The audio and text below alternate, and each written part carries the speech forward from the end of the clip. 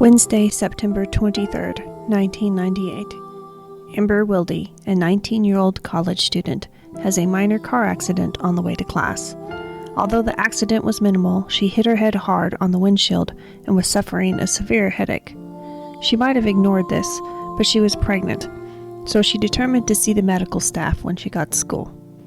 Later, she went home to rest. She called her father and asked him to call her periodically and check on her because she didn't want to oversleep her alarm. She had class the next morning. Unfortunately, her father's phone calls would go unanswered, and Amber would disappear. Police find a hidden diary that points to a suspect, but 27 years have passed and there are still no arrests. What happened to Amber, and why do some people believe she's buried under the asphalt of Highway 29?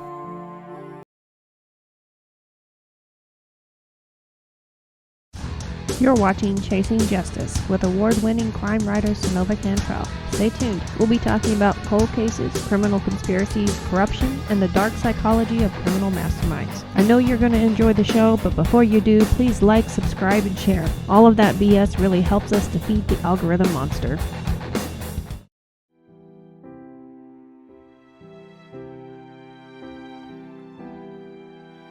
Hi, today we're talking about the disturbing case of Amber Wilde. She was a 19-year-old college student from the University of Wisconsin Green Bay.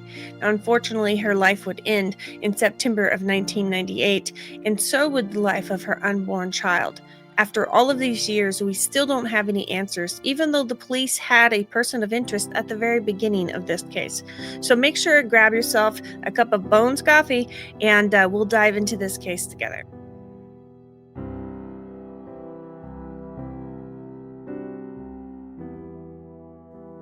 On September 23, 1998, Amber was on her way to school on a normal, typical Wednesday morning.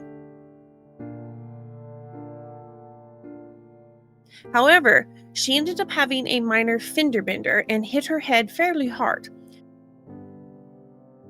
She got out of the car and exchanged her information with the other driver. There wasn't a whole lot of damage, and it seemed like it was something that they could handle without the police. So they went on about their day. Unfortunately, Amber had an excruciating headache from the moment she hit her head. So when she got to school, she went ahead and seen the medical staff, and they did verify that she had a concussion.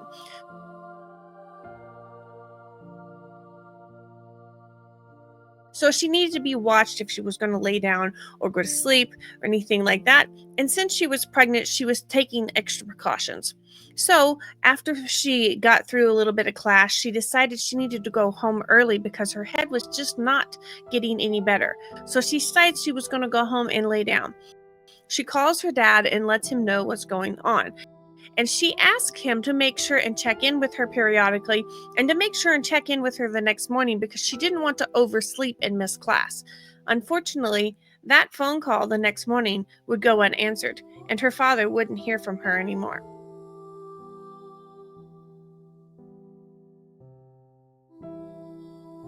Now, when the father couldn't get a hold of her on the phone, he decides to drive in and check on her.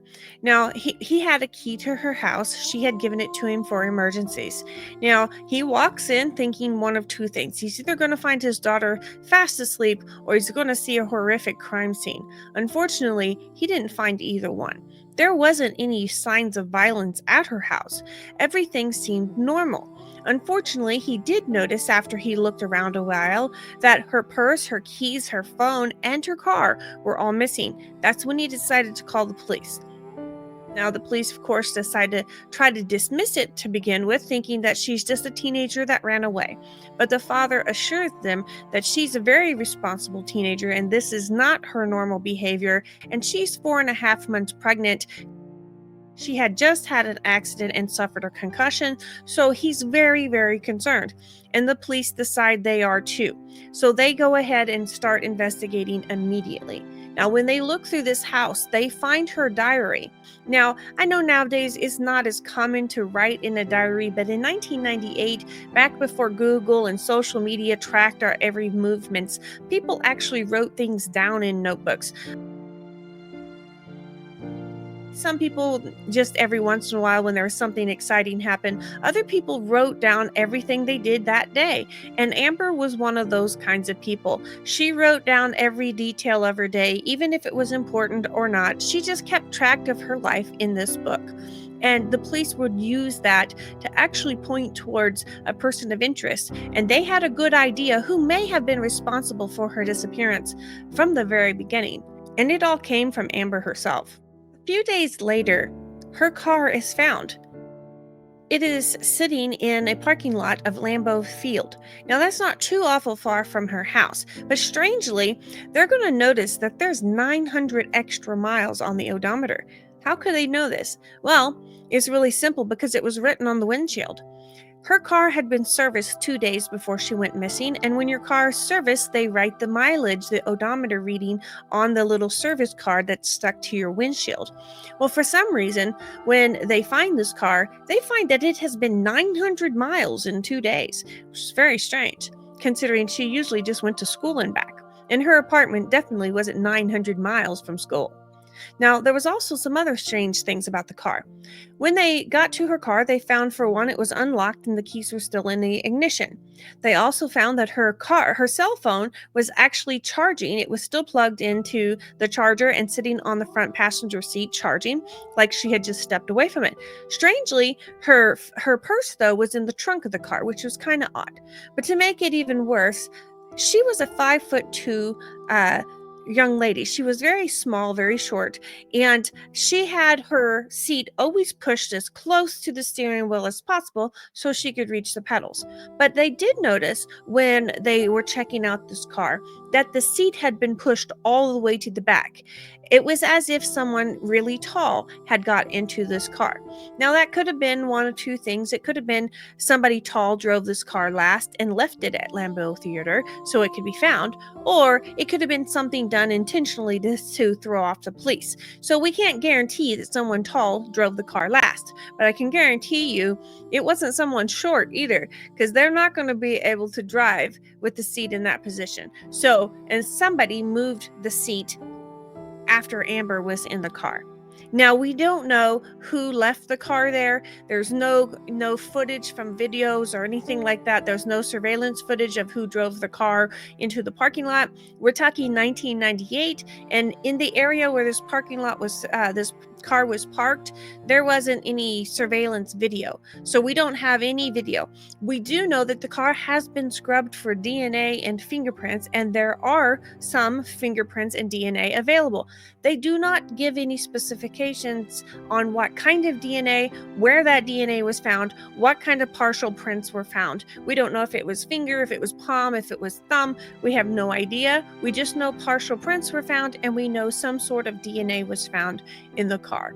So we have, after all of these years, we do know that there's some forensic evidence, but we don't know what kind it is, and they haven't been able to link it to anybody as of yet. So who would want this young woman killed? It doesn't make any sense. She was very, she was, so who would want this young woman killed? It didn't make any sense. Everybody seemed to love her. She was very outgoing and sweet and nice and polite, and yet nobody could figure out who would do this.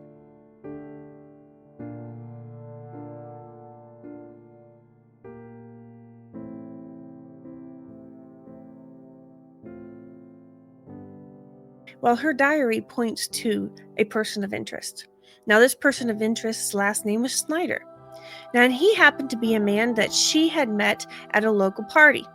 Now, he was 21 years old. He worked in road construction. He was 6'6", burly kind of guy. And they got in real hot and heavy real fast. Now, her diary outlines all of the escapades that they went on in the bedroom, and they talk about how she felt towards him. And everything was hot and heavy and going great until all of a sudden Amber comes up pregnant. And then the diary turns dark.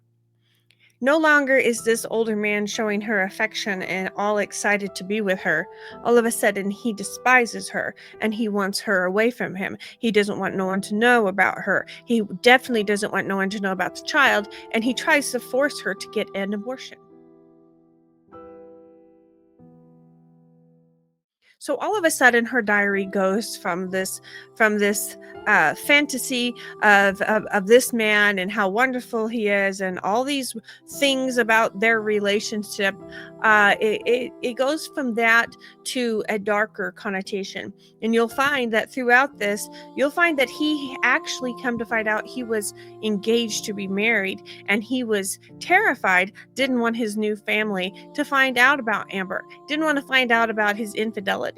Now, strangely, they would find out because Amber would tell them. She kept trying to push him to take, not even to necessarily take responsibility for the child, but to be honest with those in his life. And unfortunately, her naivety may have got her in trouble, because you cannot force another human being to do what's right, no matter how obvious it is, no matter how right or unjust, or you can't force another human being to do something they don't want to do. And he flat out refused. And he tried to pay and force her to get an abortion, and she refused to do that.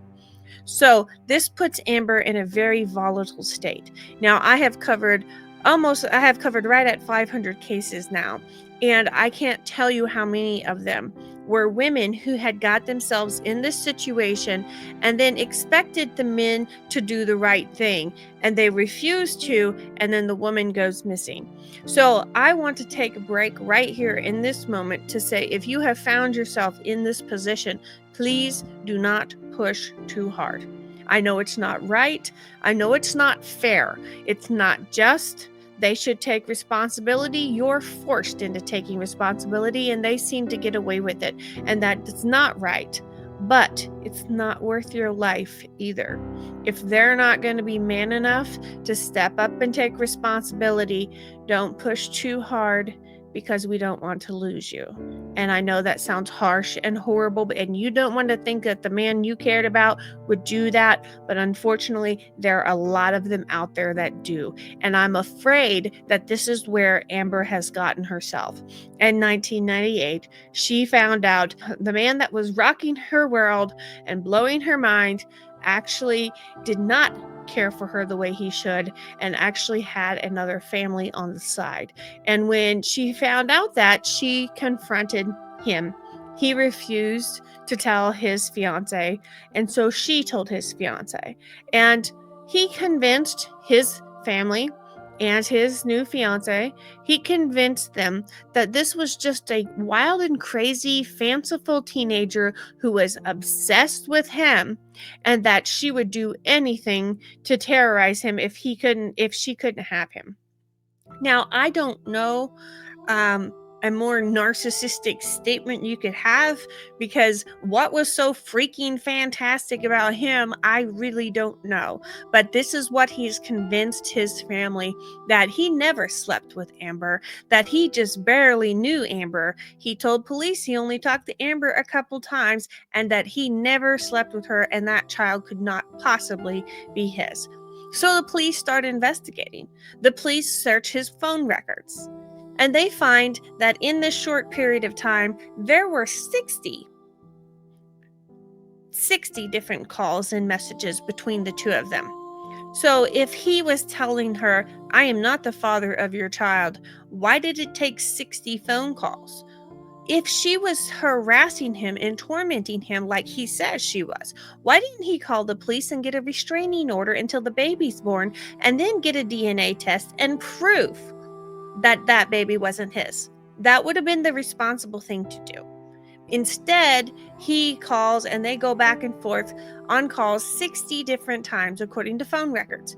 Now, Amber kept extreme records. After this all started, her record taking in her diary became monumental. She would record everything that they talked about in the phone calls. She would record the times and the dates of the phone calls. It was as if she was collecting evidence, because she knew something bad was about to happen. And unfortunately, her intuition was right. And so far, as of this date, we're recording this in 2025. The police still don't have enough evidence to actually convict this man. Even though he refuses to take a lie detector test, he refuses to help the police, he won't even talk to reporters, you'll find out that he has convinced his now wife and family that this was just a crazy teenager who was obsessed with him. And I, for one, do not understand what there is to be obsessed about. This isn't some gorgeous celebrity, with millions of dollars. What the heck does she have to be obsessed about with him? But this is what he has convinced his family of.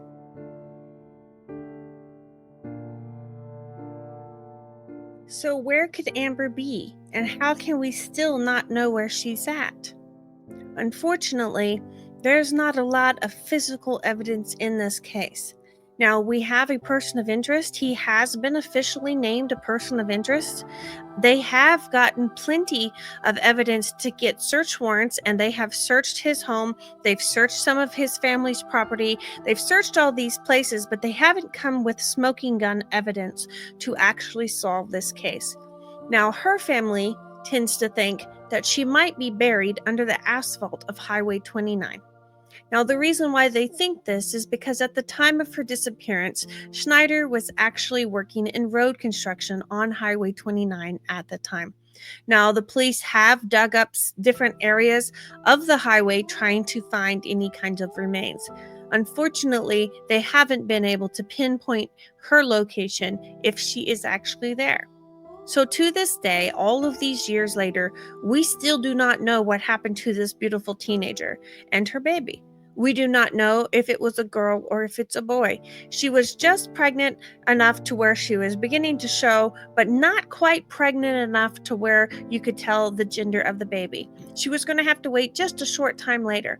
So we don't know if it was a baby boy or a baby girl. We do know that that child never got a chance to live. And Amber never got a chance to fulfill her dreams. She never got to become a pediatrician. She never got to become a mother. She never got to achieve all of the goals that she had in life. If you know anything about Amber's case, please contact the police. I will make sure the number is flashed on your screen and that it's in the video description below. Come back next week and we'll have another case for you.